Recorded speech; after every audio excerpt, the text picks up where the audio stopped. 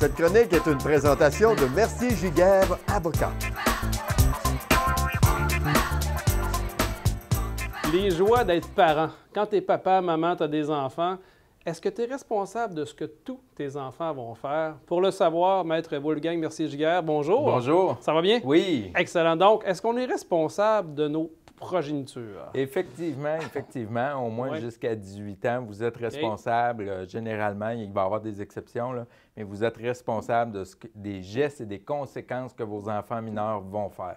Dans l'ensemble de l'œuvre, là, que ce soit en parole, en action, en geste, tu es responsable de ton enfant. Effectivement, comme on l'a vu dans d'autres capsules, à partir du moment où vos enfants créent un dommage, qu'il y a un lien entre ce dommage-là et la faute de l'enfant. Donc, l'enfant, exemple, a tiré une roche, il a cassé une vitre, et là, le dommage, c'est de remplacer la vitre.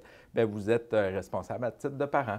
Parce que l'enfant, naturellement, ne peut pas être responsable, il est mineur, en tout cas, du moins jusqu'à preuve... Effectivement, dans certains cas où l'enfant, exemple, va avoir 17 ans et demi, il y a des gestes graves, là, on va pouvoir poursuivre personnellement l'enfant et ne pas poursuivre les parents ou que les parents se dégagent de la responsabilité. Là. Mais pour aujourd'hui, il faut retenir qu'il y a des risques que vous soyez responsable des actes de vos enfants au moins jusqu'à 18 ans. Admettons que, tes parents t'engagent une petite gardienne qui s'en vient chez vous, elle vient garder tes enfants, la petite gardienne, elle a 10, 11, 12 ans, qu'elle commet une erreur, qu'elle commet une faute grave, est-ce que tu es responsable aussi comme parent? Ça va dépendre de la situation. C'est sûr que, comme parent, vous êtes responsable de votre enfant, toujours, et vous risquez malheureusement d'avoir des poursuites s'il y a des dommages. Si vous êtes un gardien, puis quand je parle de gardien, c'est quelqu'un qui a la garde. Donc, on pense à un professeur d'école. Oui. Eux autres aussi peuvent être poursuivis pour la période où ils ont de la garde à votre enfant. S'ils font des fautes et l'enfant blesse quelqu'un d'autre, ils peuvent être tenus responsables. OK. Comme on en a déjà parlé dans d'autres capsules, souvent ce qui va arriver, c'est qu'on va poursuivre le gardien, l'école, et puis on va poursuivre le parent, puis le juge va déterminer quel est le partage de responsabilité là-dedans. Il y a un cas particulier, les petites gardiennes. Donc, souvent, on va voir une petite fille de 10 ans, 12 ans ou un petit gars qui va garder des enfants à titre gratuit ou très peu payé. Là, il y a moyen de s'en sortir. En fait, la personne qui poursuit, il va falloir qu'elle prouve que l'enfant a été vraiment négligent, a fait quelque chose de grave dans le manque de surveillance. Qu'est-ce qui peut être considéré comme quelque chose de grave? Si peut-être, exemple, que tu as mis un chaudron sur le poêle pour faire à souper, puis que finalement, ça pogne en feu?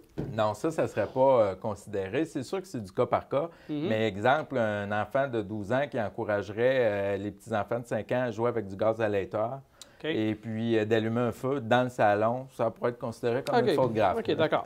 Je comprends. Puis à ce moment-là, c'est que les parents poursuivent l'enfant qui, après ça, se retourne vers le parent? En fait, ils vont poursuivre, la même chose, ils vont poursuivre l'enfant, mais ils vont poursuivre les parents de l'enfant. Et là, les parents vont être souvent reconnus coupables à ce moment-là. Il faut savoir qu'il y a des assurances. Les assurances, des fois, s'appliquent aux enfants, donc il faut vérifier ça aussi dans ces cas-là. OK. Encore là, un sujet pas très simple. Effectivement, il y a beaucoup de nuances à apporter. On n'en parlera pas aujourd'hui, mais il y a tout l'aspect de garde, d'éducation là-dedans.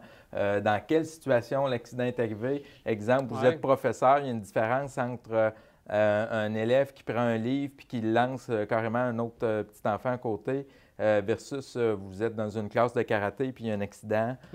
Donc, il faut départager toutes ces choses-là et ça vaut la peine à ce moment-là de consulter un professionnel. Pour vous consulter, vous rencontrer, on fait comment? Vous nous consultez sur notre page Facebook à Mercier-Giguère Avocat, sur notre site web à mercier-giguère.com et par téléphone au 581-996-7060. Maître Mercier-Giguère, merci beaucoup. Merci. Cette chronique est une présentation de Mercier-Giguère, avocat.